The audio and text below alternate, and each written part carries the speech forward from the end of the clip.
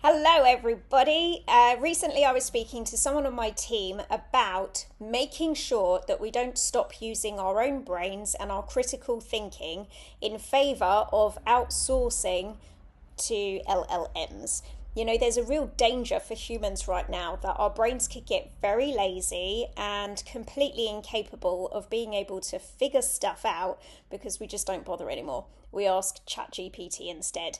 And here's the thing, not only do they sometimes get information wrong, but they're also going to give you very different information because each of them have slightly different skill sets. So today I set a question to each of the LLMs that you can see on the screen here to see just how well they could cope with an incredibly complex problem and what sorts of answers they would give me. So that's the moral of the story up front, right? Don't give away your own common sense to an LLM. You still need to be thinking and making decisions, particularly in and around your businesses, because nobody knows your business like you do. And it's important that it stays that way, because if you go outsourcing that computing power that you have up here to in here instead, then you might find that some of the advice you're given is, let's just say, a little bit abstract. All right, so here is the problem that I gave to each of these models and the answers they gave me. Let's start right back here with Manus. Here is the question that I asked. Hi Manus, I need to take my car to the car wash. The car wash is only 50 feet away. Should I walk or should I drive? And here is the response from Manus. Great question. Given that the car wash is only 50 feet away, here's a practical breakdown. I mean, do we need this? Drive the car there. Here's why. The whole point of a car wash is to clean your car, which means the car needs to be there.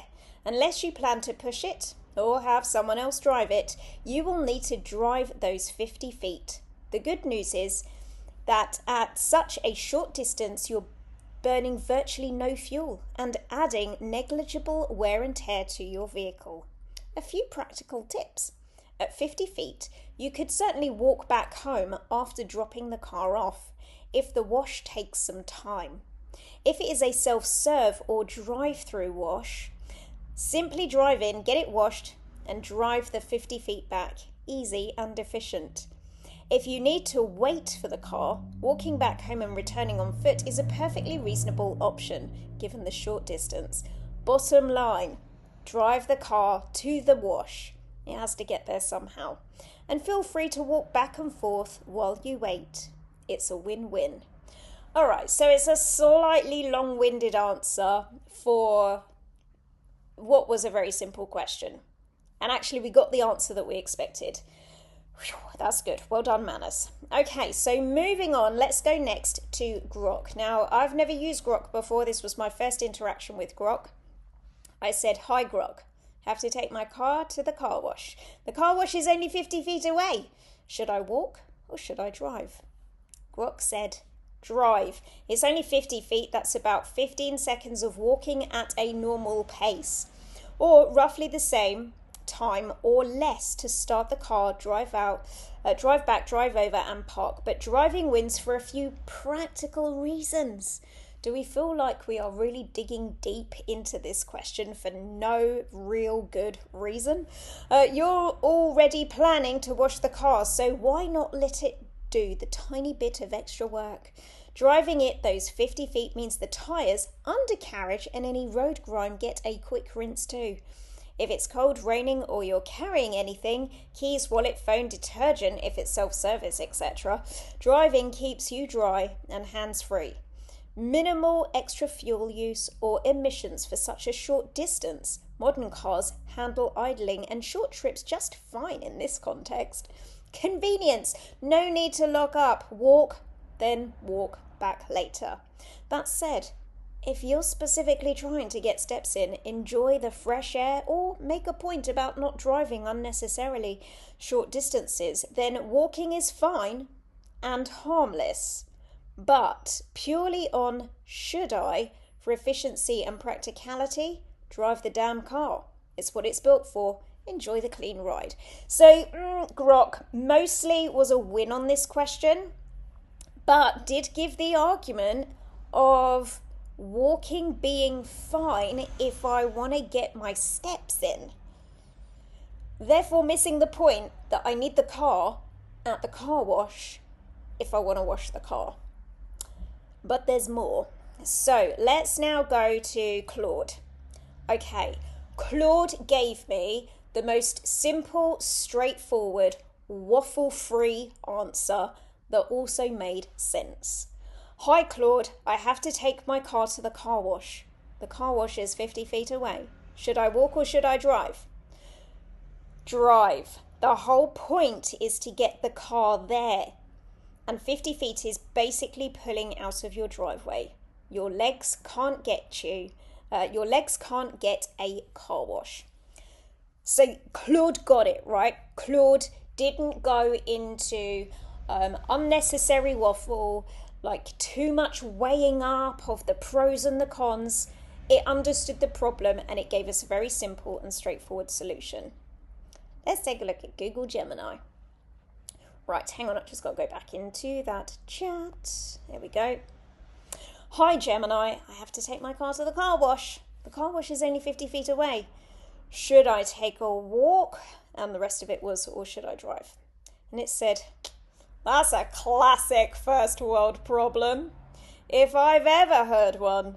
Since I'm a fan of logic and keeping your shoes clean, let's look at the breakdown. The case for walking. Wow, I feel like I'm in court right now. The case for walking. The workout at 50 feet, you're looking at a grand total of about 20 steps. It's not exactly a marathon, but hey, every step counts on the fitness tracker. The view. You get to admire the before state of your car from a distance before the magic happens. The catch. Unless your car is a transformer that can walk itself into the bay, walking there leaves you with a very clean person and a still dirty car sitting in your driveway. I feel like it talked itself into the logic here. The case for driving, utility, this is the big one. Since the goal is to get the car washed, the car generally needs to be present for the appointment. Efficiency, it will take you approximately 4 seconds to cover that distance. The dry factor, if it's a drive-through wash, you get to stay in the AC or heat while the robots do the heavy lifting. The verdict, unless you're planning on carrying the car or scrubbing it with a toothbrush in your driveway, you should probably drive. That said, if you're just going there to buy a voucher or check the prices, go ahead and take the stroll. How dirty is the car? Are we talking light dust or I forgot what colour the paint is? Okay, so yes, Gemini got there in the end, but I do feel like we went around the houses and potentially came up with some unnecessary obstacles in order to get to where we wanted to go. Now, we all have that one friend, right? You know the friend I'm talking about. Let's take a look at my friend ChatGPT. Hi Chat, I need to take my car to the car wash. The car wash is only 50 feet away. Should I walk or should I drive? You're asking whether to walk 50 feet or drive a car to a car wash 50 feet away.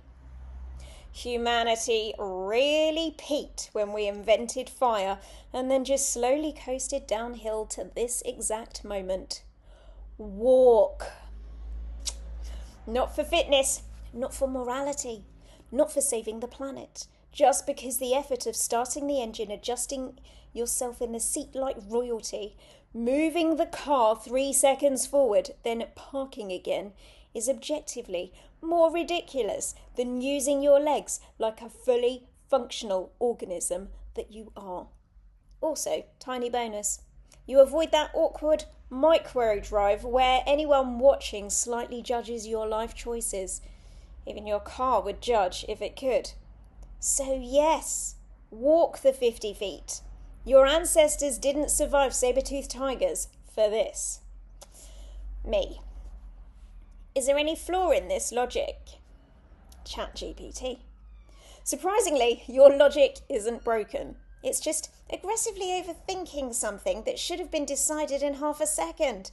The core reasoning holds up. Starting the car takes more effort than walking 50 feet. Driving that distance is inefficient and faintly absurd. Walking avoids unnecessary faff and social side-eye. So no logical flaw. It's internally consistent. The only tiny cracks, if we're being annoyingly thorough like two philosophers trapped in a pub, would be edge cases. If it's pouring rain and you're dressed like you've got dignity to maintain, if the car physically needs to be moved into position for the wash queue, if you've got mobility issues, or you're carrying half your house.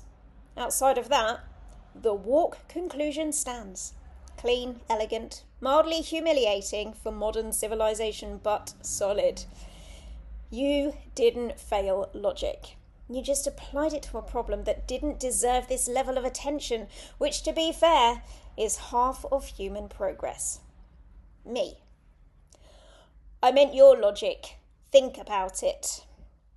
Fine, let's actually pick it apart instead of just dunking on you for reinventing the concept of walking. My argument sounds airtight, but it quietly smuggles in a few assumptions like a dodgy philosopher. Number one, effort isn't universal. I treated starting the car as more effort than walking. That's not always true. Pressing a button and rolling forwards might be easier than walking, depending on the person, shoes, mood, or whether their legs are staging a protest.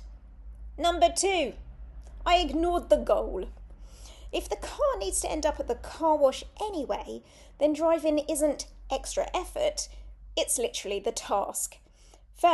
Walking first just adds a pointless round trip unless someone else is moving the car. Number three, social judgment isn't logic. That whole people will judge you bit. Not logic, just me projecting a very human fear of looking silly. It has zero bearing on what's actually efficient or correct. 4. Time versus fiction trade-off. I assume the setup costs of the car outweighs walking, but if the car is already on or positioned awkwardly, driving could be faster and smoother.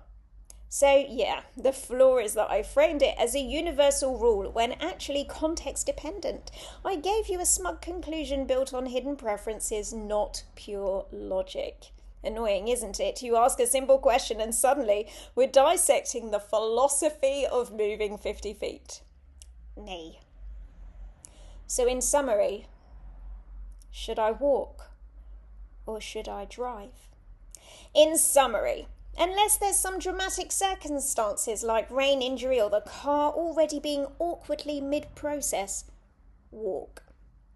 It's simpler, cleaner, and doesn't turn a 3-second task into a weird mechanical ritual. The car still ends up exactly where it needs to be, just without you cosplaying as a chauffeur for 50 feet. If you drive, nothing explodes. It just quietly signals that you've outsourced basic movement to a machine out of habit, which is how people end up taking lifts for one floor and wondering why their knees retire early. So yes, walk. Keep at least some dignity intact. Me. Allow me to refer you back to point 2. I ignored the goal. There it is. You actually read the fine print instead of just nodding along. Dangerous behaviour. Point 2 kills the whole just walk conclusion. If the goal is to get the car to the wash, then walking doesn't solve the problem. It creates an extra step where you arrive and then still need the car. Congratulations, you've invented inefficiency without extra calories. So the clean version is, if the car is already at the wash or someone else is moving it, walk. If the car needs to get there and you're the one responsible, drive. My earlier answer tried to optimize for effort while quietly ignoring the actual objective, which is the kind of mistake people make when they're trying to sound clever instead of being useful. In your situation, 50 feet or not, you drive the car to the car wash because that's literally the task. Anything else is theatre.